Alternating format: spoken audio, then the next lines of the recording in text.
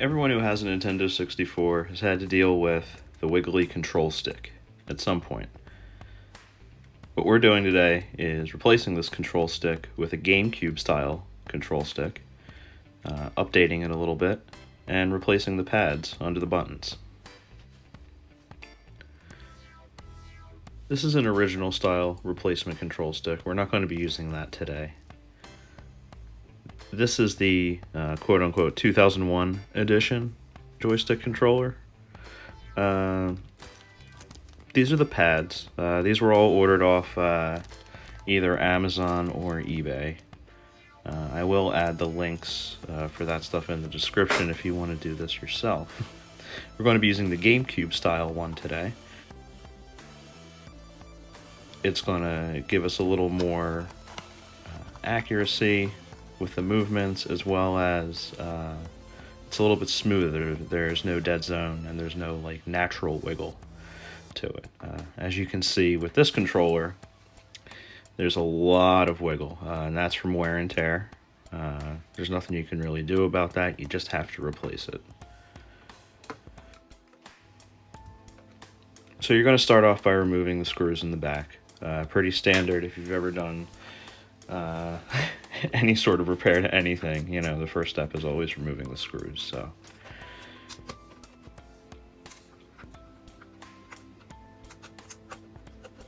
some of these screws can get kind of cruddy. You'll want to wipe them off, clean out the holes.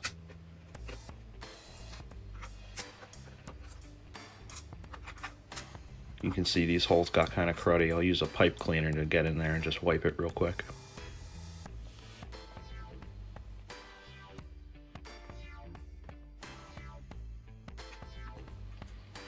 There's these two screws at the top by the memory card. Don't forget about those. They kind of hide, but they'll hold the whole controller together. So pull those two out, and after you have them out, the whole thing should just pull apart.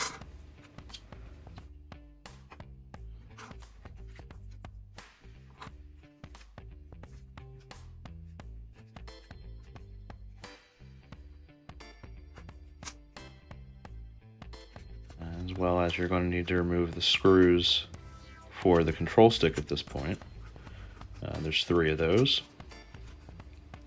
and a like Molex style connector. You just take that off, throw it aside, chuck it in the trash. Pull the PCB board out. Now's a good time to start cleaning things. The majority of the time you spend doing this is going to be cleaning. Replacing the buttons is really an easy job. So yeah, just clean everything the best that you can.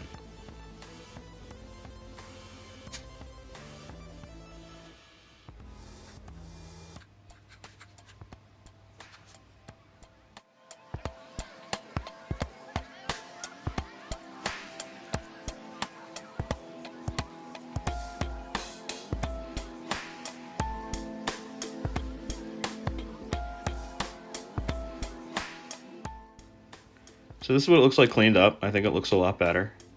I put the new pads in there just to hold the buttons in. But yeah, I think it looks great.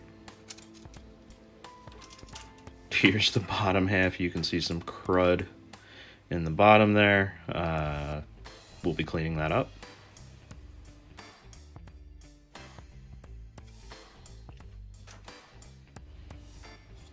I have an iFixit kit. I found some of the plastic spudgers were really great. They didn't scratch anything, and they got the that hand gunk out of those crevices, so really useful. So you can go crazy with the cleaning. I really didn't go too crazy.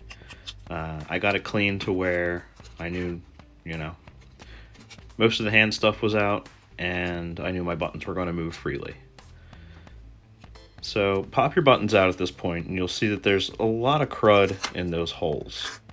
Wipe them out, because another reason why your buttons might be sticking or feel kind of funny is there's stuff on the buttons, there's stuff in those holes, and it's grabbing. So this is a spot where you want to get it really clean.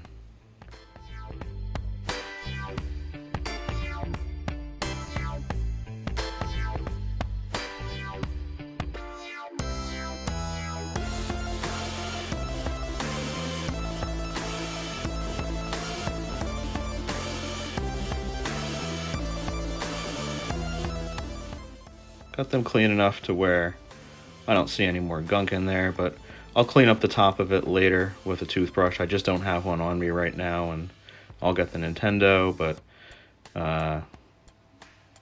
you know, that's all stuff you can do from the outside.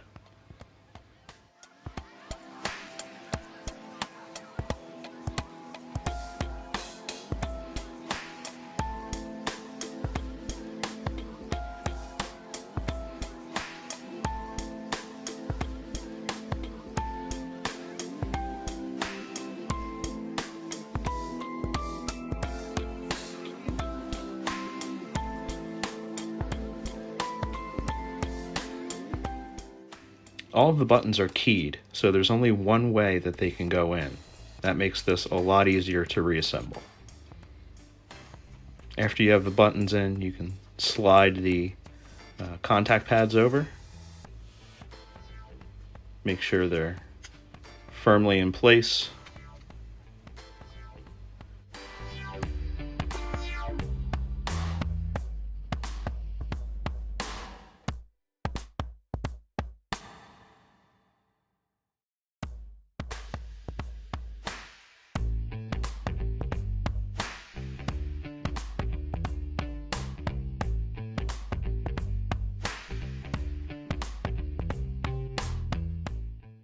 And you'll see that these two connectors are slightly different.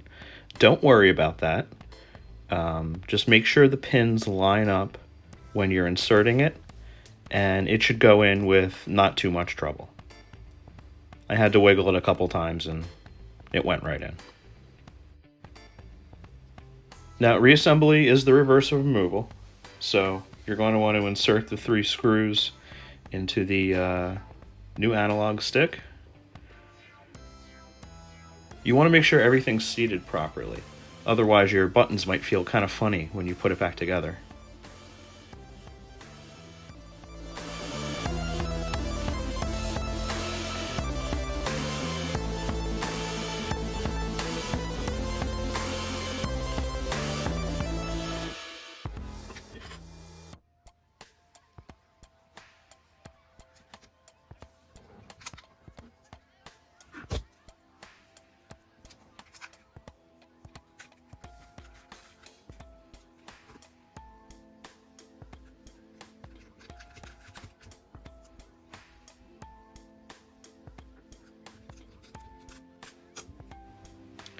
Once you have everything assembled in the top half, get your shoulder buttons on, and you should be able to just pop the top half back on. Sometimes some of the plastic clips that make it click together break off, especially in older controllers like mine. You know, I've had this one since I was a kid. Once you put the screws in, it's nice and tight again. So really don't worry about it if anything breaks off.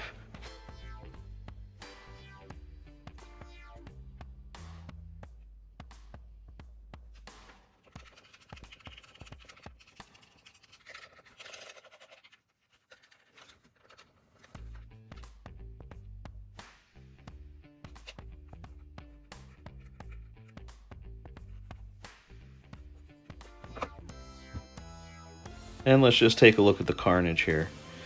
That cleaning wipe is just disgusting. You can see on these pads, they're pretty nasty on the top, but also on the bottom you can see some of the indentation of where they were repeatedly making contact with the circuit board. Replacing them gives you a new flat contact surface. So not that these are particularly worn, that they're not going to actually connect, but they're going to work better. So you can keep all these pads if you want to. I'm probably going to end up trashing mine just because I don't want them laying around. But if you follow along with all the steps, you now have an upgraded Nintendo 64 controller. If you like this repair video, like and subscribe, and I'll see you in the next one.